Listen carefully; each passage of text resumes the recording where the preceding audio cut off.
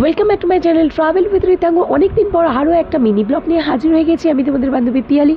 আমার গলার অবস্থা ভীষণই খারাপ, কারণ খুব ঠান্ডা লেগে গেছে। সেই অবস্থায় তোমাদের সঙ্গে অনেকদিন পর একটা মিনি ব্লগ শেয়ার করছি। আজকের মিনি ব্লগটা কিন্তু বিশ্বকর্মা পুজো স্পেশাল। বাড়ি থেকে সকাল সকাল রেডি হয়ে পুজো দিয়ে বেরিয়ে পড়েছিলাম অন্যের বাড়িতে নেমন্তন্ন খেতে। আমার পোড়া ভাগ্য, আমি বাঙাল আর আমার বর এদেশি। বিয়ে করেছিলাম এদেশের ছেলে থেকে, আজকের দিনে পেট পুড়ে জমিয়ে পান্তা খাবো বলে, কিন্তু সেই ভাগ্য আর আমার হলো না। তাই জন্য অন্যের বাড়িতেই চলে গেলাম নেমন্তন্ন খেতে।